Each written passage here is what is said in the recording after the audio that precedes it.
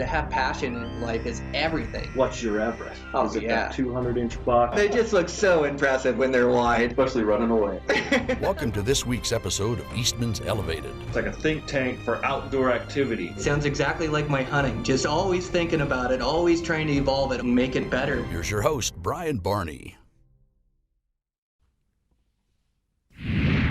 Hey guys, another episode of Eastman's Elevated here. So this is a double release week. I released an episode earlier this week, and then I just really wanted to get out this episode and get this information to you guys. I sat down with Guy Eastman, and we talked all about winter range conditions and how different states had fared with the rough winter, and then how to be successful after a tough winter. And so it's just so timely with 2017 tag applications coming due, and all of us are trying to plan out our falls, that I just wanted to get you guys this information so you could make the best judgment and the best call on where to hunt this fall. Sitting down with Guy is sure a treat. I joke that he's kind of like the oracle of Western hunting. He has such a high knowledge base, and he's so plugged into Western hunting. He talks to different biologists, and then he's got different contacts and friends in different states, and then he's got a ton of experience too, where he's hunted a bunch of different units, different states, and been successful on public land on giant bulls and giant bucks. And so he just really is a wealth of knowledge. So really fun conversation, fun sitting down with him and getting to have these one-on-ones where I can ask questions and get all this great information out to you guys. So I learned something and enjoyed it, and I think you guys will too. Today's episode is brought to you by Savage Arms. Savage is just a great company. They're a no frills, no gimmicks, and they focus all their effort on building precision and building accurate rifles. And they do a great job. All us guys at Eastmans have been using their rifles here for years, and they're just a great company that builds a super accurate rifle. So I want to thank them for sponsoring the podcast, and go give them some love, guys. They build a super rifle. What we have going on over there at Eastman's, I mentioned this before briefly, but we have this article coming out, and it's written by Todd Helms, and he's one of our Eastman staff writers. But Todd Helms, it's called The Rewarming Drill, and we also have a video piece that's going to come out with this article, where Todd met up with John Barklow, and John Barklow is one of the head guys at Sitka, and just a super knowledgeable guy. He was in the Special Forces, and he really knows a lot about clothing, and so Todd writes this article, and he dives in deep into the rewarming drill. And the rewarming is so important for us guys hunting the West. You never know when you're going to get soaking wet from a rainstorm, or fall in a creek, or even just get cold under the conditions being in the outdoors. And this talks all about rewarming your body and keeping yourself safe so you don't get hypothermic. And Todd does a great job at talking about different clothing types and how they wick moisture away from your body, their insulating values, talks about tent being a windbreak, different sleeping bags and how they work, and even dives into food and diet, how to warm yourself up from the inside out. And then he also talks about how you can warm yourself up through exertion and warm up your body that way. But just a super article, and then the video where Todd jumps in the river and rewarms himself in the winter. Now that's commitment to an article or to a piece. So really cool. Make sure you guys check out that. And with that, let's get this thing rolling. Eastman's Elevated, Guy Eastman. Here we go. Okay, I'm here with Guy Eastman. Guy, how are you today? Good. How you doing, Brian? Good. Nice to run over to the office here and get some of these recorded. Nice to sit down with you. Yeah, you picked a nice day to come over here. Oh, it's man. Not snowing and blowing anyway. Yeah, beautiful. Highway was a little slick there in between Livingston and, about 100 miles out of Livingston. It was a two-man bobsled or a one-man bobsled in and through there. But after that, it wasn't bad at all. Nice. Well, good. I'm glad you were able to make it down. Yeah, for sure. So I wanted to talk to you a little bit. We've had such a tough winter here this year, and especially you guys here in Wyoming. You guys have had a gnarly winter here. And so I just wanted to talk to you just about some of the conditions of the winter range this year. How's Wyoming doing? Has it kind of let off a little bit here as we start getting closer to spring? You're right. It's been a really rough winter. There's a lot of different ways they measure these things, but by any measure I've seen, it's been tough. Mm-hmm. It's been real tough. A lot of snow, The winter came early. It came hard. It stayed for a long time. We had a lot of deep snow and cold temperatures for an extended period of time. Mm-hmm. But toward the end of February, we got that thaw that we normally get in January, Mm-hmm. and it warmed way up and gave things a little bit of a break. I'm afraid that a lot of the damage is already done, though, just because of the extent of the winter that we've had for how long it lasted before we got that thaw. I mean, it came right before Thanksgiving and stayed until the middle of February. Hard. I mean, and we're talking lots of snow. I know. Well, that deep snow is really bad for them, and then also the cold temperatures and getting that ice layer on top of that snow where they can't get down to that feed. But boy, that's tough on those animals. Tough on the elk and tough on the deer. Yep, that winter range in western Wyoming, I usually say if they get 30 below and 30 inches of snow, we're going to lose deer. And they had 40 below and 40 inches of snow this year. Oh, for a lot. wow. Yeah, it's been rough. I've been in contact with the biologists over there on emails. I've been writing the MRS for Wyoming. Okay.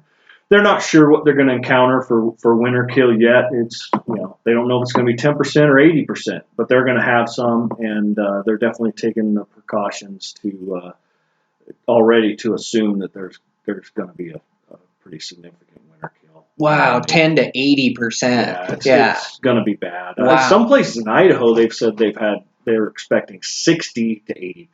Wow.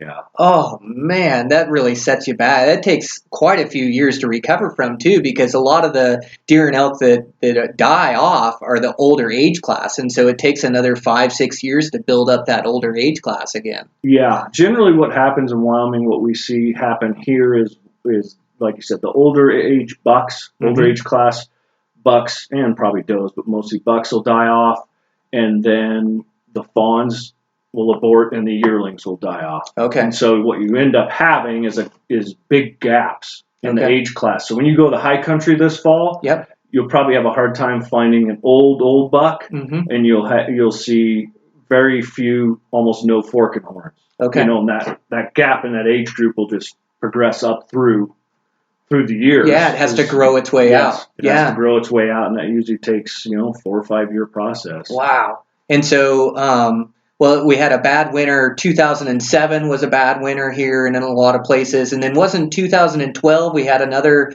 one that was fairly bad on the winter kill around here? 2010. 2010. We had a bad winter. And so they've been coming. I wouldn't say they're not this bad. This winter, they're talking, when you combine snowfall with temperature, they're going back to 1984, maybe 1978. Wow, that's incredible. So, I wrote a piece in the E-News that if you don't remember a winter like this, it's probably because you haven't lived long enough. Yeah. We're talking almost 40 years. Yeah, born in 1980, so I don't remember one like it. I mean, I was 71, so I was a kid when those winters happened. I remember it was pretty tough. But, I don't want people to get too hung up on that. It is bad, but it's not the end of the world. No, you're right. It's not the end of the world. And I've looked at the records book entries, and following poor winters or tough winters like we've had, they still managed to kill big bucks the next year. And so it doesn't mean everything's wiped out, because what does survive is going to show up to some unbelievable habitat. Yeah, for sure. Well, and it's not all areas that are affected that hard either. There's some core areas that get worse winter, that are higher elevations where they do worse there. And like you say, the feed is so good after a good winter like this. You get that big snowpack, and that high country feed is unreal. And so, no, you're right. It isn't doom and gloom, all of it. Those deer that do survive can grow giant that next season. And I know, like that spot I hunt in Colorado, I go up there, and on a dry year, maybe out of 50 bucks, 2 will be non-typical. Well, in a wet year like this year, like the winter after 2007, you go up there and half the bucks have non-typical stickers and kickers and inlines. So you're right. It does make for good feed, and the bucks that do survive grow giant. So yeah, I mean, it's tough to know whether to hold your points or to go all in, but I think you just got to find units that weathered better, or, units where they have good winter range where they can get down there and survive, and try to pick and seek out those units. Yes, exactly. I mean, it's not like the entire West has been demolished. Yep. It's Wyoming, western Wyoming, anything west of the Continental Divide is not good. Yep. Anything south of I-80 is not good. Colorado, the center of the state, is pretty rough. But I've been cat hunting this winter on the front down in Colorado, above Colorado Springs and down by Pueblo and all that, and they have had a very mild winter. And so, you got to find areas like that maybe haven't had such a bad winter that you want to burn your points on or hold off for another year. But, the desert Southwest, mark my words, I may regret saying this, the desert Southwest is going to be lights out this fall. Really? Because they have had, they're not as susceptible to winter kill like us. It turns into moisture, which turns into growth because they need the moisture down there. That's what makes those animals tick is the moisture. And southern Utah, southern Colorado, New Mexico, Arizona are going to be outstanding. My in-laws live in Flagstaff, Arizona. They've had more snow than they've had in 15 years down there. Okay. Northern New Mexico set a 100-year record for snowfall. And those animals are all migrate out to the desert floor, so they're not trapped like our deer are here in the winter conditions. So when they return to that higher country, it's going to be incredible. And if we get a good monsoon, that comes in, in June, July, it's going to be record-setting down there. So their biggest challenge down there is drought. And so when you get a wet year like this and a good snowpack, then they get all the feed they need, and then those bucks can grow giant down through there. Okay. Yep. And then our deer are different. They'll follow, those deer in western Wyoming, they'll follow the snow melt up as it goes back up into the high country. And what happens, we have so much snow that they're going to hang lower in the spring and summertime before they get up into those basins, and those basins will stay green and lush almost all summer, and clear until late fall, where on a dry year, those basins will dry out, be stunted growth and dry out early. And so, I think we're going to see some really big high mountain deer this year, but not many of them. Okay. Yep. If I had to guess. Yep. But it all improves the habitat long term. It does. Because the deer don't eat everything up there, neither do the elk. And so you have a good year like this, it grows way more feed than they can all eat. And so the next year, these deer are going to turn up to the winter range next year, and it'll be in great shape because all that snow is going to turn into deeper sagebrush, more grass, more brush for them to winter in. So it's long term, it's going to be an improvement. But short term here, it's going to be a little rocky, I think. For sure. Well, and that's, I know the most about Montana as I live there, and I know a lot of our spots do really good in high moisture years, like the Breaks. They have easier winters there. It's lower elevation, 2,500 feet, and so we don't get a big winter die-off there or in eastern Montana. And then our mountains, too, we get, if it's a good winter range, we get a lot of wind-blown slopes, and then those elk can live on those wind-blown slopes. And going around looking at the winter range around Montana, we had a rough start to our winter. It eased off, but it wind blows all those south facers, and so those elk have a place to feed on those wind-blown south facers, so they tend to winter better. I mean, do you think that's something that you could seek out in Wyoming, is like wind-blown slopes or a better winter range where the deer and elk could survive a little bit better? Yeah, I agree with you. Here in Wyoming, especially where we live on this side of Yellowstone, our wind-swept slopes blow off like yours. And the elk, I think the elk are going to be fine here. We've had a really rough winter here locally, but I think from what I've heard and seen, the elk are doing okay. They're out on those wind-swept slopes, especially the bulls. They're tough. Yeah. A bull elk can handle a lot of weather. You almost can't kill them with weather, And so, and they're going to do fine. Maybe some of the calves will have struggle, as it's their first year and they don't really know how to winter out. And if they're, not real healthy going into winter, they could have some trouble. But as far as the bull elk hunting in Wyoming, I think there's not going to be much of a problem there. Now over in Jackson, maybe a little bit, because those elk winter on the elk refuge, and it depends on how stubborn the government is to feed them and when they feed them and what they feed them and the predators over there. Because that's the other issue that we're having in Wyoming and Idaho with these heavy snows and winters is the predators, kill easier. Oh, they wreak havoc, right? It concentrates that wildlife to an easy kill zone for predators, and so that can be a real issue. Well, and those wolves, they have such big pads in those cats that they can run on top of that snow, and so when you get that deep snow, it just makes them susceptible to those predators, like you're saying. Yeah. They just have a heyday with them, which is too bad, but it sounds like you guys are going to get a wolf season here, hopefully. I think so. Hopefully, they ran it through the court system and whatever that they do with all that disaster, but they got reversed. Our management plan got reversed by an appeals court of 3 judges, 3-0. Nobody voted against it. Everybody voted for Wyoming in that case. Oh, that's great. There was some stipulations giving some timing that Wyoming couldn't just start going shooting wolves right away. There's some stipulations in that court documentation that might keep us from having a wolf season this fall. Mm-hmm. But according to Game and Fish, it is possible we could have our wolf season back by October 1 as well. Oh, that is super. That would really help out down We here really to be need able, it. oh, you guys do. We've Yeah. had almost 4 years of completely unchecked predation, Oh. on our elk and especially the moose. I mean, they've just been decimated. Yeah, that's like around in Montana too. You could hardly find a moose anymore. It's just been decimated. That is literally, we're looking at regional extinction of Shiras moose in certain areas. They flew their airplane in Yellowstone. They do their moose count about, I think, last month in February when they're kind of out of the willows and they can see them. They flew 6 straight hours, couldn't find a single moose. They had to come back, fuel up, go back up there, fly for another 7. I think they counted 22 moose. Jackson Hole used to, when I was a kid, they estimate there was 3,000 to 4,000 moose in that valley. Now they estimate that population at less than 300.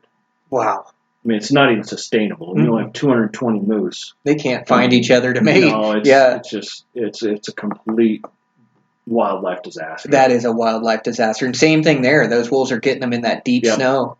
Yeah, they can't get away from them. And that's, I mean, the wolves they brought in here from Canada, that is their prime food. Yes. Prey. They know how to kill moose. They know moose. Yep. And these moose are dinky compared to the ones they're used to. Yeah. Canadian moose. So they're like, this is easy. Mm-hmm. So it's not really. My dad has a poor cow moose that lives around his house up there in Crandall. He's watched her for almost 7 years now, and she has yet to raise a single calf to maturity. Oh my gosh. Every spring she has a calf, and by the 4th of July, it's done. That is horrible. Huh. Yeah. And wolves, the thing some people don't realize is predators are smart, and they live a long time. Yep. I mean, grizzly bear can live well over 20 years in the wild. And they're like the monkeys in North America, so they're smart. They know, okay, the cow elk are gonna calf right here. I just gotta wait, watch until the middle of June, and I go up and scrape them all up. Oh yeah. I grid off this meadow, and I'll have calf elk for 2 weeks to eat here. Wolves are the same way. So the ones they learned our prey's habits and seasons, it almost becomes just unfair game to them. And it's changed the behavior. As you know, as an elk hunter, it's changed the behavior. It has. Well, wildlife. The wolves were introduced here, and our elk had never seen wolves. They didn't know how to get away from them, And so, they've had to evolve over time, and they're getting better at fending them off and choosing better locations. And, I don't know about the calves, but our elk have had to evolve from these wolves, that they just weren't used to that predator being around. Right. So, it's taken a while, and like I say, Montana's doing better now. We're starting to recover from it just because we're able to control the populations of wolves a little bit. So it's helped a bunch there. Yeah. And it's been some states hit worse than others. Idaho's probably the worst, then Montana, and then we're third. But, they in the Lolo zone in Idaho, I read a report the other day, because I've been researching all this predator stuff lately. They did a study, and they collared, a couple hundred cow elk in that zone, and almost 95% of them were killed by wolves.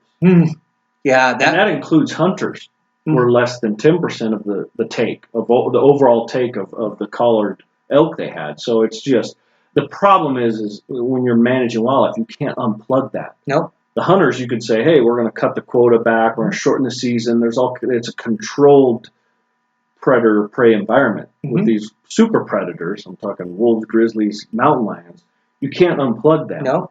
They're feeding, hunting 24/7. Yep. And it just becomes, that's a variable. Once you drop that variable into it, it's like putting chlorine in your fish tank. It's just a matter of time. You're going to have a mess on your hands. Oh, you're so right. Yeah, that Lolo Elk City area of Idaho was hit so hard. They used to have an elk herd of 20,000 elk, and now they're down less than 2,000. And they've been able to hunt and try to control wolves, but like you say, they can't unplug it. once you put them in there and that super predator in there, yeah, they've just taken that elk herd down and decimated them. And you don't see any more elk over there. You see elk all the time driving that highway and nothing anymore. Yeah, it's really sad. It is sad. And in our valley in Montana, in the Madison Valley, we fared better. We were farther from the park, so it took the wolves a little while to get to us. But when they did get there, they couldn't resist the cow calves, the bovine cow, when they were having their calves, would have them down there and they could smell them. And so they'd run down and get those calves, and then they'd call the government trappers and shoot them. And so we were able to control our wolf populations before we had a season, where places like the Paradise Valley, you could hardly find an elk over there anymore, where they used to be overrun with elk. Yeah. So, no, it's been a major problem, but it's good that we're starting to be able to control them. And it's definitely going to help. It's just going to take a few years of recovery or multiple years of recovery. I think so. Yeah. And we've already seen here locally in Wyoming, where I'm from, we're seeing rebounds. I mean, it's starting. Good. The elk are rebounding. Even the moose in some areas are starting to rebound a little bit. And so, we're lucky over here in that our wolves for the most part, follow the elk, and so they drift in and out of Yellowstone. And I think they drift into Yellowstone for the summer. And so it gives our wildlife here locally a break. Oh, I see. And so they're not being hammered on 24/7 constantly, like some places like where you're from or Idaho. Yep. Where they don't have Yellowstone as that buffer to kind of drift in and out and give the local wildlife, resident wildlife, a break. So I think that's helped us, even though we're not hunting the wolves. It's helped our herds to bounce back. Yeah, for sure. They move out of here and give your herds a break. Yeah. I know that's a fact that to be true, because the biologist tells us that, but also they've shot. When we did have a hunting season, we were up by my dad's place. They were shooting the wolves that had collars on them that were actually Lamar Valley wolves. Oh, wow. That is crazy. Which caused a whole nother stir. But they drifted out of Lamar Valley into Wyoming for the winter, where guys were shooting them. So I think that's probably also one of the big hang-ups with all these groups and the Wyoming wolf season. I bet you're right. Because we get most of the wolves from Yellowstone. Because they're not going to stay in Yellowstone. There's nothing there. No, there isn't. Yeah, snow. Yeah. So they come this way. Yep. And then Wyoming takes care of them if we have wolf season. Okay. So that causes a lot of issues with people who want to go up there in the summer and hear wolves watch them. Yep. Yeah. Makes sense. So what do you think the average guy's plan should be for a year like this, where we've had such a tough winter in these states? Do you think it's you definitely don't want to burn a whole lot of points in an area if they've got 80% kill of their deer? So, what kind of advice would you give guys for coming into a season like this? I would, I'm speaking from a personal perspective here, because I have a lot of points in quite a few different states. Although Wyoming we don't have points for residents, so it doesn't matter here. But say I didn't, I'd be really leery to burn. If I have more than 5-6 points, definitely into the range of max, which is 10 here, I'd be real leery to burn that. I'd be looking more at, say, second choice options. Okay. There's some decent general hunts that you can get on second choice and not use your points. They'll still get you out there hunting, or look, like you said earlier, look for some areas that weren't hit as hard, that are still good hunts, that you can get in on. I'm going to personally concentrate more on the Southwest. Of course, I always apply for Arizona and whatnot, but this year I'm applying for New Mexico, which usually I don't apply there because I know the odds, and with their outfitter tags, landowner tags, all that stuff, it's the odds are kind of low, but they don't have points. It's just a straight up old school draw. So I'm going to apply down there. Good. Just, usually I don't like hunting down there because it's so far. It is, yeah. I mean, in that elk rut time frame, you've got that 30-day window to hit, and takes you 3 days to get down there, 3 days to get home, 5 days to hunt. You burn 2 or 3 weeks of your prime elk season. But on a year like this, it's worth gambling, going down there and hunt down there, where rough winter is actually a good thing. So kind of shift your focus to the southern part of the U.S. and then pockets that are still, that didn't get hit hard. Because I'm telling you, it is going to be. I've seen bad winters before, and like I said earlier, it can be. The hunting can still be okay, and the quality can be real high, but the volume of animals will be real low, which really wears on a guy. Yep. When you're not seeing a lot of deer. Oh, for sure. And you kill a big buck on the last day, that cures everything, right? But Yeah. up until then, it's pretty demoralizing. And so to burn, 8, 10, 12 points on something like that, boy, preference points come hard these days. Yeah, that's a big gamble, isn't it? 10, 12 years is a long time to wait. Sure is. Yeah. So that Colorado was hit hard, I know, in the central part of the state, probably the southern end of the state, and the eastern part of the state did okay. Yeah.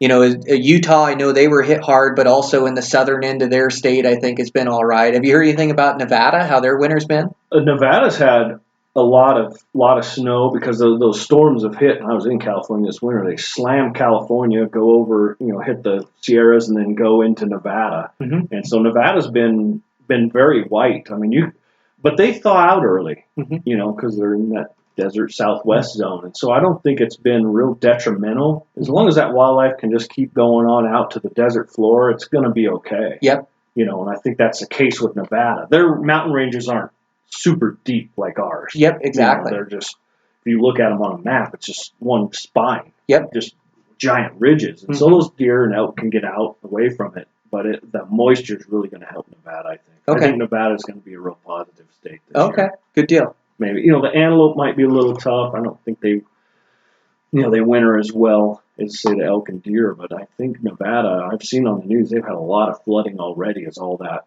snow is thawed out and dumped out all that moisture out of the mountains down to the, through those drainages. Mm-hmm.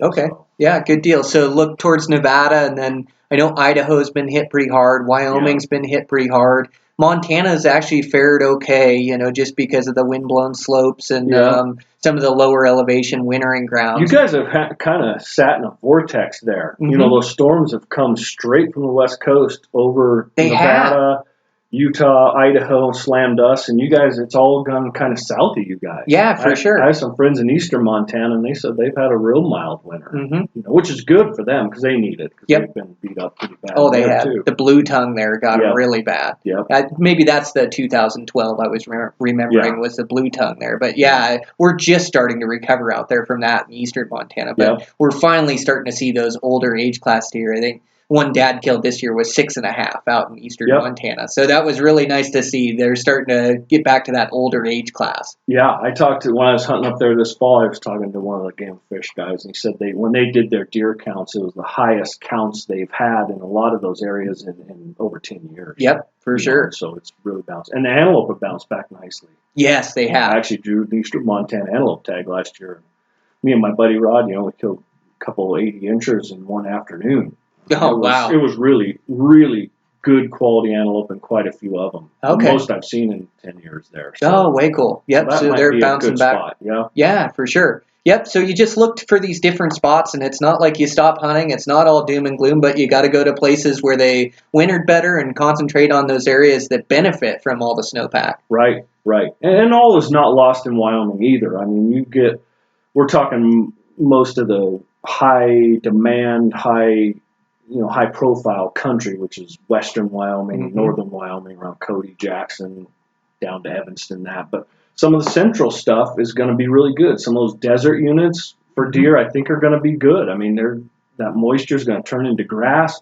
Grass is going to get deep. Those does are going to have fawns in that grass. Their coyotes are going to have a harder time finding them because they're easier for the does to hide them. So you get good fawn recruitment. And I think it's going to be a positive thing in the desert units for Wyoming's elk and deer, which, I mean, we're getting some pretty good elk in the center part of the state here now, too. Yeah, you guys are.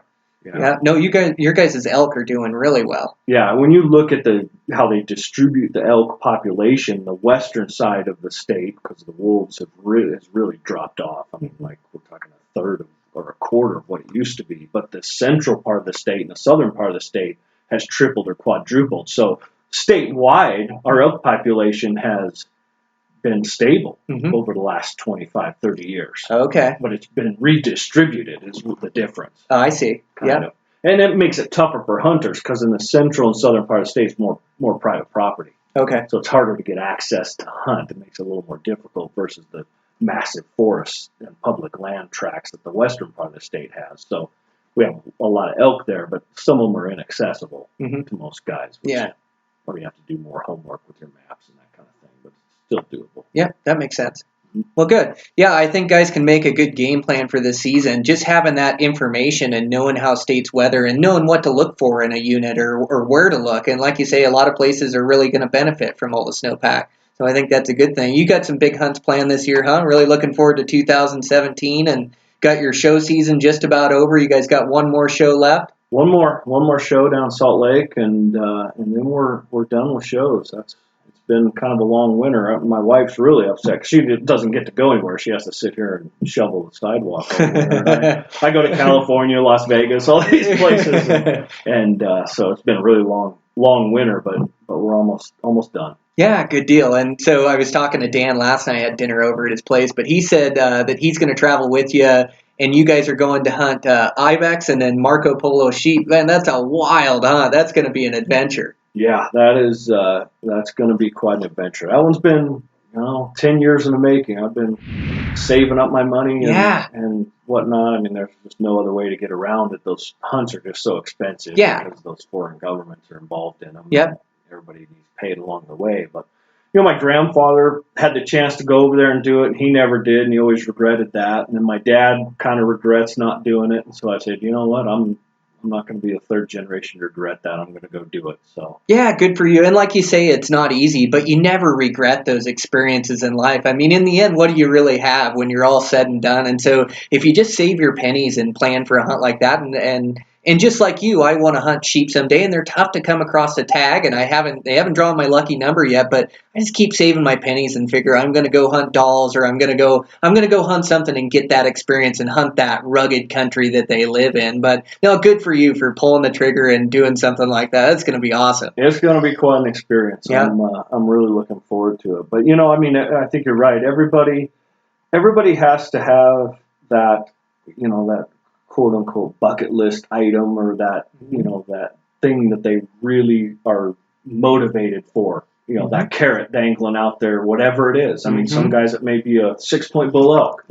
Some guys it's a doll sheep, or, whatever it is, you got to have that. I read an article, it was nothing to do with hunting, but it was kind of along those lines in a magazine about motivation, and the whole gist of it was, what's your Everest? I mean, some people want to climb Everest. That's their lifelong dream. Well, everybody has to have that Everest. And it doesn't have to be Mount Everest, but it's, that something that motivates you, keep you going. Is it that 200-inch buck? Is it whatever it is? You got to always keep that carrot of motivation out there. Oh, passion in life is everything. To be passionate about something and something you love to do and train and makes you a better person throughout the year, nutrition and fitness, and that's a good thing. And so to have passion in life is everything, and I love hunting bulls and love hunting bucks. Those 200-inch bucks, those are sure tough to come by, but that's what drives me is back in those mountains. They live in that gnarly country where you think you'd see sheep or goats, or a lot of times you do see goats and sheep up in there, but those big bucks are sure tough to kill, and it's neat because they're an animal that everybody can hunt and everybody strives for it, but they're really difficult to get. They're wily. Yeah, there's no question it is probably the toughest trophy to get in North America, in my opinion. I mean, even money can't buy you a buck like that in most cases. And like you said, it's not like sheep where it's beyond reach for most guys. I mean, it is. You can go out there and hunt for a big buck in multiple states every year. If you play it right and not spend a ton of money. Absolutely. But there is no slam dunks in that world. No. It's tough, and it's as tough a trophy, I think, as there is on the planet. Absolutely. And they're smart. Yes, they're so smart. Well, there's so many guys after them and so few harvested, they're wily. They've got good instincts and live in that gnarly country and just tough to harvest. But yeah, that's what drives me. I love those big bucks in that high country, or any country for that matter, but that high country is really special when they're living up in that stuff. Yeah, those are almost like a subspecies of mule deer. They Those are. high country bucks are a whole different, I think the low country bucks back in my grandfather's age kind of gave mule deer a bad name, so to speak, because a lot of the whitetail riders from back east in that day, and I'm talking the 50s and 60s, would come out here and hunt deer, and there was tons of deer back then. I mean, there's no shortage of mule deer by any means. It was the golden age of it, and they jump a buck up, and he'd run out there 200 yards and stop and look back, watch his backtrack, and they'd pound him. Like, oh, mule deer, there's nothing to this. These deer are dumb. That's not the deer we live with today, especially in the high country. I mean, those bucks they cannot survive that environment without having a sixth sense. It's a different day and age for it, and it's they had the heydays back then, and those bucks were more prevalent in a bunch of different areas, and now they're still out there. I mean, they're still in the magazine. We just had the mule deer issue. They're killing great bucks all the way throughout all these states. You just got to work at it. You got to do your research and figure out what units you are and train for them, and then get in there and hunt hard. But they're still feasible. I see those bucks every year that go, those monster 30-inch and 200-inch deer. They are out there for the taking. They're just really tough to harvest. Yeah, they are really, and that's what makes them extra special. That's what everybody appreciates and respects a 200-inch mule deer. Yep, absolutely. That's where I've got a tough decision to make. I've got that. I'm due for my Colorado tag this year, and it's just a matter of whether or not I'm going to go hunt it or not with the winter range. So yeah, I guess just talk to the biologist down there and see how the winter range did, and see what they think their kill was for the winter kill, and try to make a decision and go for it. Yeah, and that's part of the issue. A lot of these states don't do their counts until after the draw deadlines. I know it. They don't really know how exactly the winter's gonna turn out. But if you're a bow hunter, it makes it a little easier because you're not talking buku points. Exactly. You're investing in a lot of those hunts anyway. Yep, exactly. It's almost worth it to roll the dice. Yeah. Yeah. Well, and that's the most knowledge I've got about the winter ranges and winter habitat is just talking to you with your research, because you're right. It's really tough to find out there. And our magazine does a great job of putting out stuff and, about the winter ranges and how the deer herds are doing. But we're really putting out the best information about winter ranges out there. So this is really good for guys. Yeah. It's really important, to plug in on that. I mean, I've looked at some of the charts, over time, and you can kind of tell where some of the bad winters are by the success rates the next year. And so it does make a difference, but you just have to plug in to resources like the magazine, our e-news, and wherever else you can get it, talk to biologists and people in the area, and kind of see what is going on, and try to find pockets that aren't as bad as others, because snow isn't a bad thing. It's a good thing. Just too much of it can be a bad thing. So I mean, there's still places, I'm sure, out west that are going to do real well next fall. Yeah, there's going to be some big bucks and some big bulls hit the deck somewhere. I think so. And you just want to be a part of it, in one way or another. Exactly. Don't sit totally out. Just don't. Rearrange your plan a little bit. Yeah, rearrange your plan, and don't burn all your points for an area. You might hold back on there. And like you say, look at some of the second choices or different states that you haven't looked at, easier units. But yeah, still get out there and hunt, because there are going to be some big critters that hit the dirt. Exactly. Yeah, for sure. So Marco Polo and Ibex, it's just so wild. Those things curl around sometimes 2 or 2.5 times, those Marco Polos, right? Yes. And so you've been saving for the last 10 years. So you're going to go, I'm going to butcher the pronunciation. Which country are you guys going to? Tajikistan. Tajikistan, okay. And that borders Afghanistan, is that right? Yeah. Oh, wow, that is wild. And in fact, we're going in November, which is kind of the prime time. It's kind of interesting. Their sheep rut the same time ours do, November, December. It's November, it's high elevation, it's going to be real cold, but interestingly enough, it's not really far north. So the elevation's high, but it's not super brutal like what we're used to here in the dead of winter. You think, oh my gosh, I'm at 14,000 feet in December, it's going to be unbearable, but it's about like it is in Wyoming in November or Montana. Okay. It's windy, lots of wind. Lows around 0, highs in the 20s and 30s. So I mean, it's not like you're in the North Pole. Yeah, for sure. Because it's about the same. Interestingly enough, about the same latitude or on the Earth as say, I think it's like Mexico City. It's not. Oh, wow. Yeah. Okay, so it's high elevation, but toward the equator. Towards the equator. Okay. Yeah, that is just wild. And so I've seen those things hunted at extreme elevations. Like, what kind of elevations are you going to be hunting those at? Well, they come down, of course, to rut, and so they're not quite as high as they are in the summer. So we're going to be, I think the camp's at like 12.5, and we're hunting up to 13.7, maybe 14. Earlier in the year, they sometimes I'll have to hunt, 16,000 feet elevation. Oh, that is crazy. I can't imagine. It is pretty intense. For sure.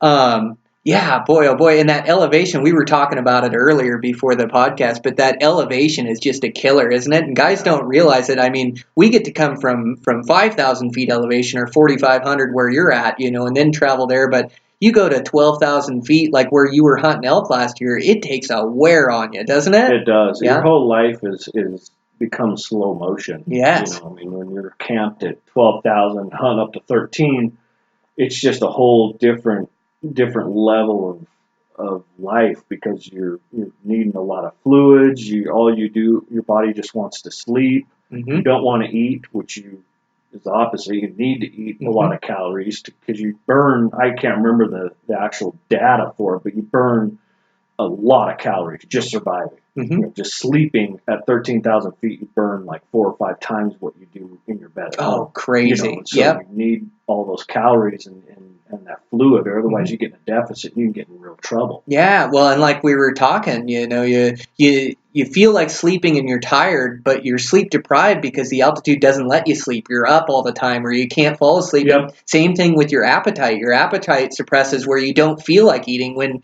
what your body really needs is to eat. Yep. But all of a sudden you're just not hungry. You don't want to eat anything up there. Yep. And it takes a couple days to get used to where you can finally get a night's sleep up there. And like you say, everything just slows down. Your legs feel heavier. Everything is more labored up there, tougher to catch your breath.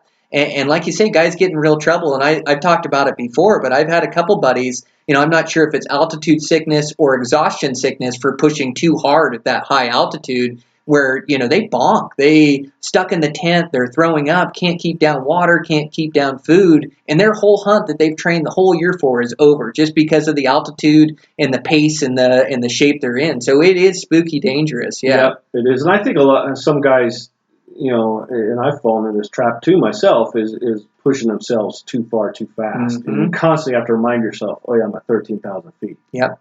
I got to go. You got to put your whole hunt in low gear. Mm-hmm.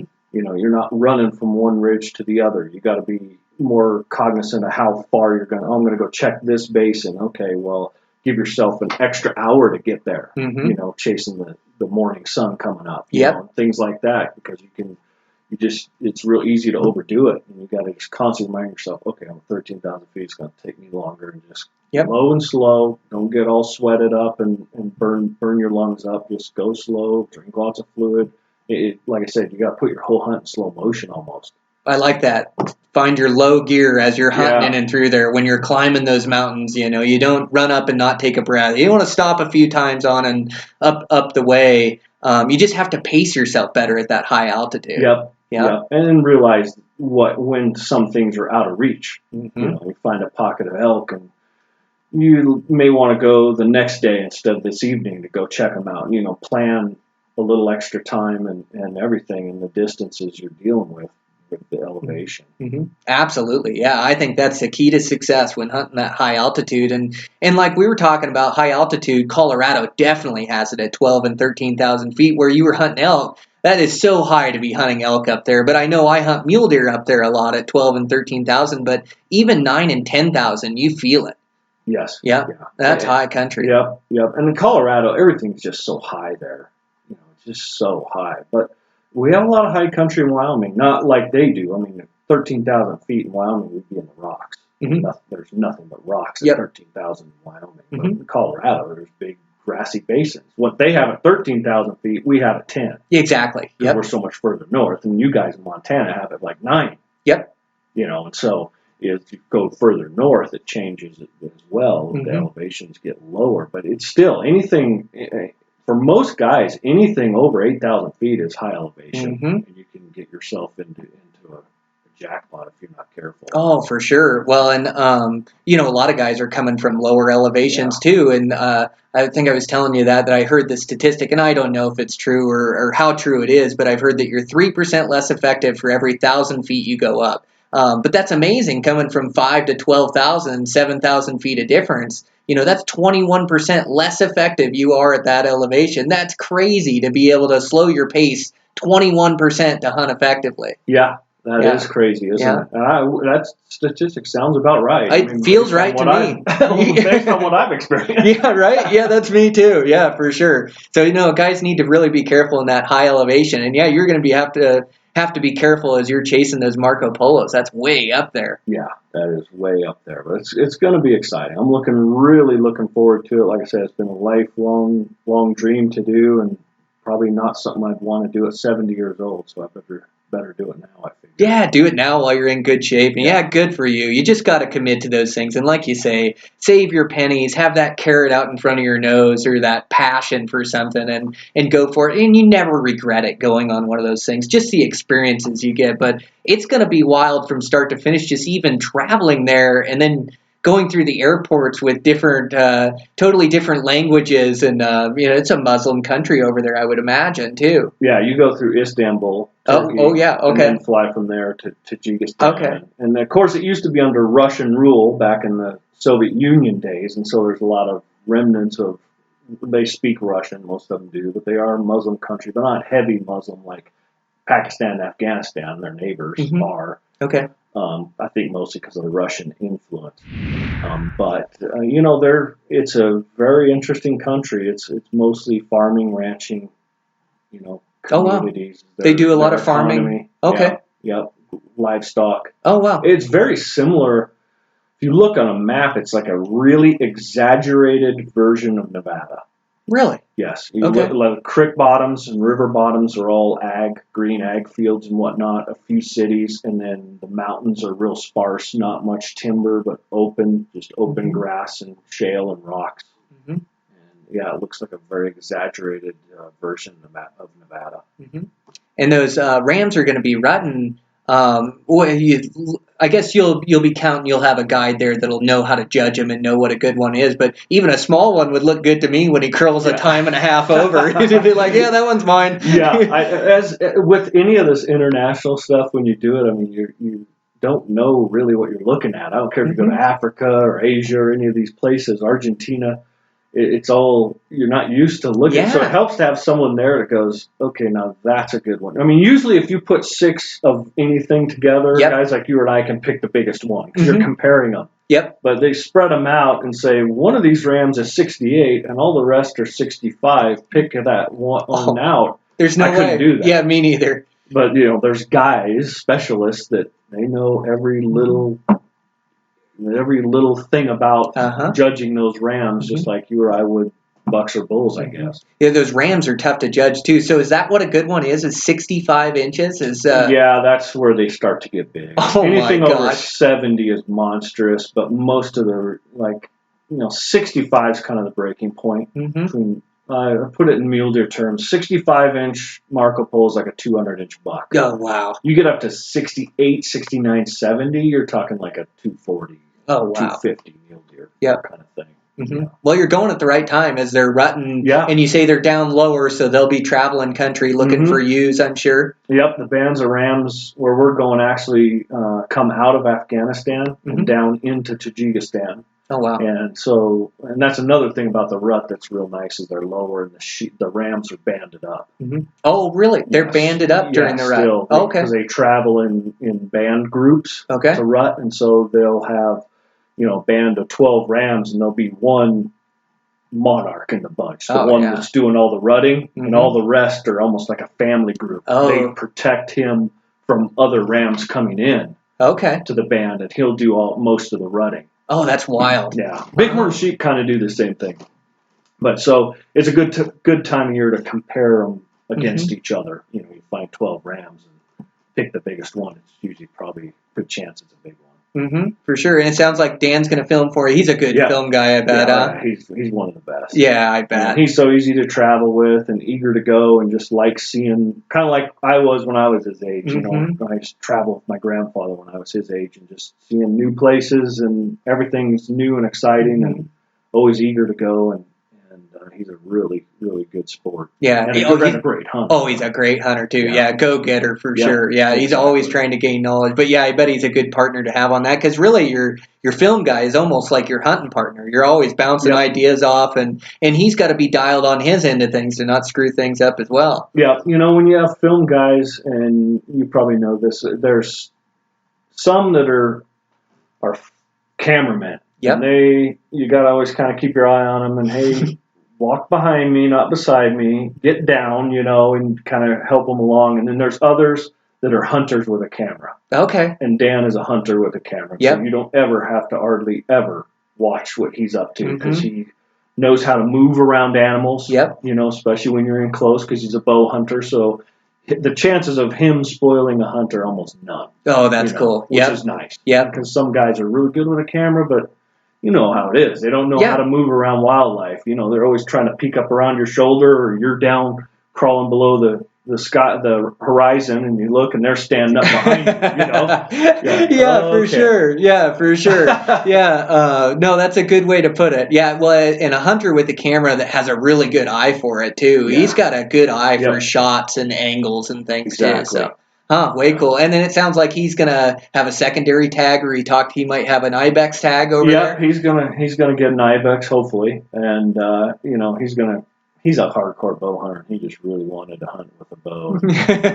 Brian Martin, who we're going with, it's like just leave the bow at home. That's not really feasible. A few people have done it, but it's definitely a long way to go to try with a bow. That's a long ways to go, and not that you can't harvest them with a bow, but you guys are also going to hunt Marco Polo, and you guys just have other goals and ambitions. It's not like he can just go hunt those things for 10 days and go stalk them and mess up a bunch. So no, I understand why, but I bet it kills him not to bring his bow. Yeah, it did.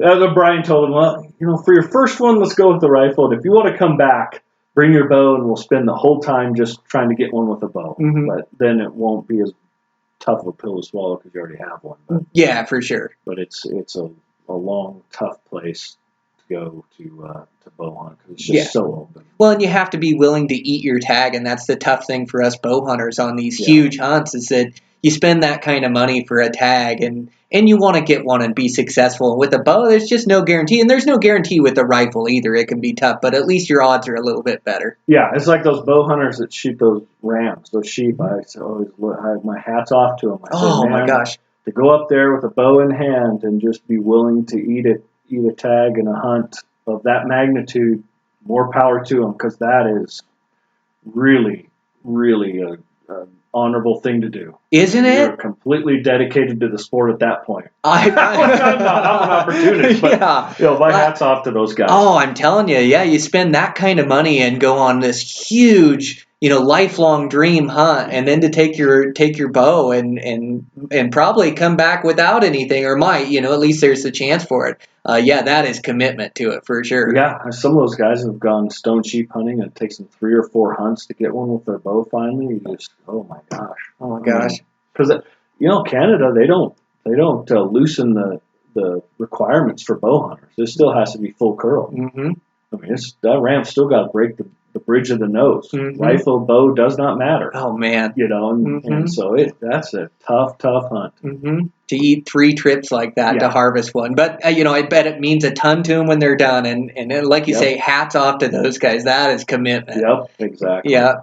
For me, for a $300 mule deer tag, taking my bow, it doesn't hold a candle to the wind to what they do. But no, that's commitment. Wow, good for you. That's just going to be an awesome trip and an awesome experience. Yeah, I'm looking forward to it. Yeah, for sure. So you got that, and then we'll see what you draw in the draws. Yep, see what I draw. Mm-hmm. Yeah, hopefully luck's on your side this year. Yep. Mm-hmm. Hopefully I'll get some stuff down the southwest. I've got a lot of points for Arizona and Nevada. Maybe something will pan out down there on a year like this would be pretty nice. Mm-hmm. Those draws are. You just don't know. Don't. Some states you do. Wyoming, Colorado, you can kind of tell. But states like Nevada, you just don't know. The way their draw works, when you really start tearing apart how the system actually works, you just don't know. Mm-hmm. Well, and sometimes you think you got it figured out and you get Yeah. blanked anyways, you know. Exactly. Yeah, Lady Luck can either shine on you or shine against you, either way, you know. Yep. Yeah, no, it should be a great season. And then sounds like you're going up to the Northwest Territories as well with Ike. Yes. You guys are going to go up there and do a hunt up there, like where your grandfather filmed, right? Yep. We're going up to the Northwest Territories in July, and it's kind of an interesting thing. We're working on a film, and it's going to be kind of a then and now thing where my grandfather was up there in the 60s and hunted, was actually one of the first white man to hunt in some of that country with a camera and record it when it first opened up, and then to go back 60 years later and hunt it again in that same area and kind of see, then versus now. Oh, Film wow, versus, yeah. Footage and Yeah. do that. So it's going to be pretty interesting. Oh, I'm looking forward to it. That's going to be a really good piece to put together with all the old footage and the new footage too. Yep. That's going to make a really cool piece. Yes, I think so. And I think, the accessibility of that country has improved dramatically from when he was there. But I think the hunting in itself is probably about the same. Oh, wow. Okay. I mean, they had a lot of sheep then. They have a lot of sheep now. The Canadian government has done a good job, I think, of controlling, the populations up there. And I don't think that has changed much. But the accessibility has changed dramatically. I mean, roads and technology and bush planes and all that stuff now that they didn't have as good a quality back then. GPSs, that alone is a huge advantage. Oh, it sure is. Back then with old school maps that were half of them were wrong anyway. Yeah, right. Yeah. Can you imagine navigating off those things? That's wild. Yeah, your grandfather, he went up there and did it, and they were up there. How many days did he go for? A whole summer. Wow. I think he left on that trip. They left in like June, and he didn't come back until October. Wow. Yeah. In fact, he shot his ram off what they call the Canal Road, and that's where Ike and I are going. It was a road they built at the very end of World War II. They were building a road up into the Arctic of Canada to bring oil down for the war. Making a diesel for the ships and whatnot, and pipe it to Seattle or whatever.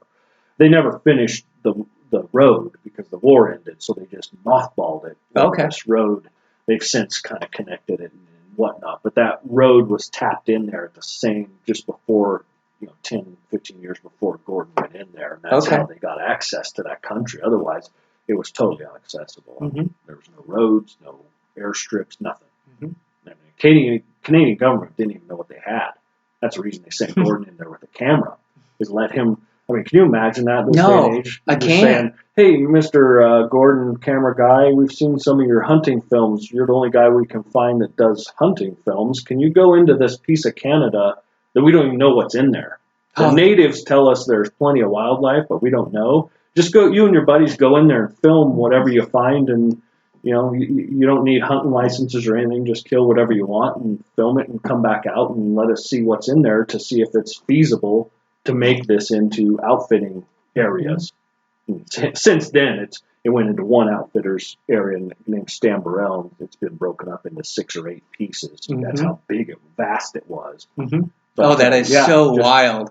Basically a free card. Go spend the summer in there, open invitation, hunt whatever you want. Just cut you loose. But a wild adventure up in that country. Yeah, you had to be tough to even survive in that country a summer. No, there was no satellite phone. I mean, they literally, got dropped off on bush plane, rode horses in, and no satellite phone, no nothing. They didn't even know if the maps were correct because they were military maps from when they were making the roads. They surveyed all that country. The government did, the U.S. and the Canadian government. They didn't even know if the maps were right, and they just planned a loop. You'll go in here and come out here and pick us up here in a month.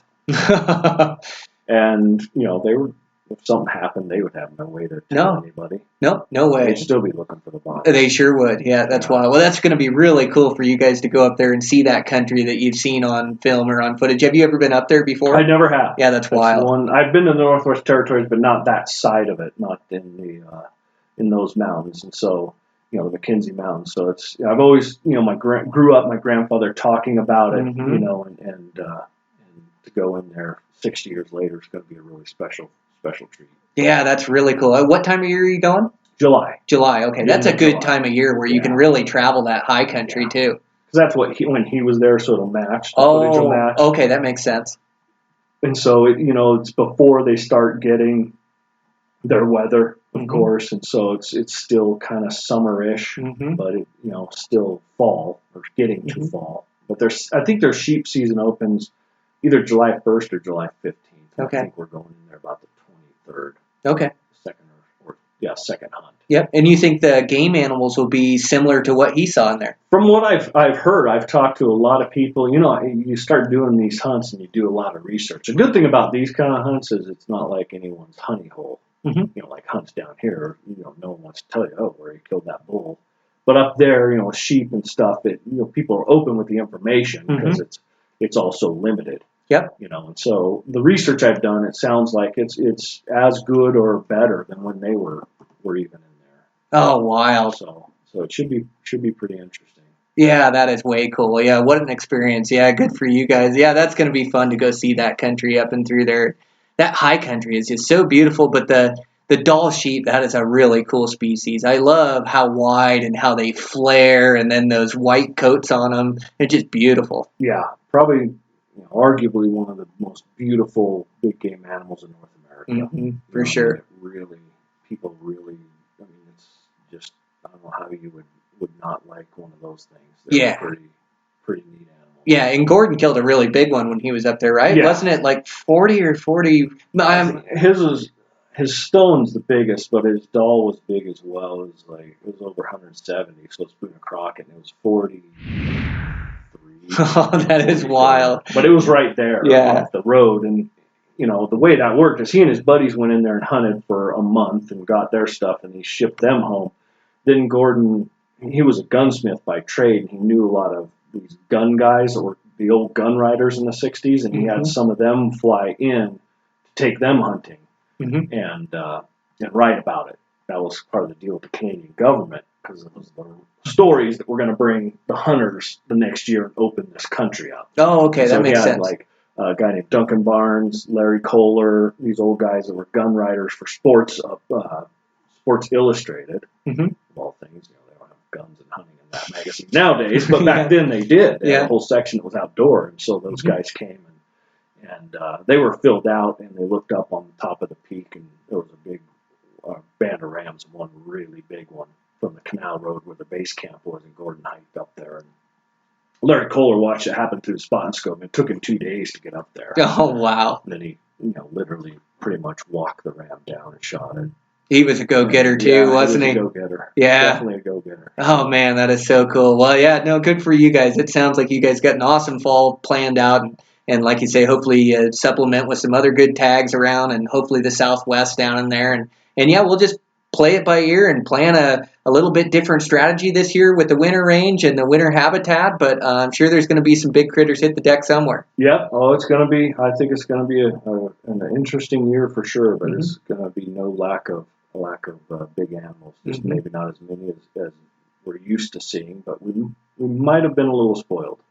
Yeah. I think you're right. Yeah. Well, thanks a bunch for sharing all this information with our listeners. This is just such valuable information for us all to have right as we're coming into permit season. So thanks a bunch for sitting down and sharing all this information with us. You bet. Thanks a lot for having me on the show, Brian. Yeah, we'll do it again. Okay. All right, guys, that's a wrap. Really fun episode there with Guy. Some just super information, and I love that. I joke around that it's like sitting down with the Oracle, but it really is. He's so plugged into Western hunting, and so I thought there was some great information in there, and wanted to just get that out to you guys for applying for hunts for 2017. And I just love this platform of podcasting where you have this long form conversation. I really get to know Guy and get to know his personality better, and he's got some just awesome hunts coming up. So I can't wait to see those coming out in the future. And he's right. He's going on this big hunt that he's saved for the last 10 years. But you just have to go for it in life and go for it in hunting. And it's what all of us really love to do and really enjoy. and you got to just save your pennies and do what you love to do as much as you can in this life, because you're just not here forever. And so I really respect that. I really think that's cool. And again, just really fun sitting down with Guy, and I can't wait to do more of these with him. He is just an absolute wealth of knowledge, and to be able to sit down and ask questions and do this one-on-one stuff with him is just a treat for me. So really enjoy it. Hope you guys enjoy it too. I want to thank again Savage Arms, building just super accurate rifles and sponsoring the podcast. So we sure appreciate that. And with that, guys, gosh, keep working hard out there. And I always want to thank you guys for all the support you give me on the podcast, and I want to thank you too. I'm running that Instagram page and that Facebook page, and you guys have been great at following that. So thanks a bunch for all the support, guys. We really appreciate it over here. And like I always say, I'm just going to continue to work hard to get better at interviewing and get better at getting information out of guests, is so we can just spread this information, and so we can all learn and we can all get better. And I want to see you guys be successful this season, and I see so many of your guys' posts where you guys are out working hard and putting in the hard work now to pay off during hunting season. And I just think we've turned a corner with the Western hunting now, where it is almost like this extreme sport that we're all working to find success, and me included. I'm working my butt off right now in trail runs and shooting my bow and planning for hunts, and I just absolutely love it. I love immersing myself in Western hunting, and I'm just always theorizing and working on how to become better and different advantages, and working through my gear and working through my diet. But it just helps me become a better person. I just, having passion in your life, it is so important. I think if anything, that's the secret to life, is having passion. And I have a passion for Western hunting, as well as being a good husband and a good father. But, being able to go do these hunts and have the support of my family, it makes me want to be better in the end, and better at all facets of my life. But it's just such a great thing that we have, where we have passion in our life and something we really enjoy. So keep working hard. Again, guys, really appreciate the support, and we're just going to keep getting these things out to you. So I'll check in with you guys next week.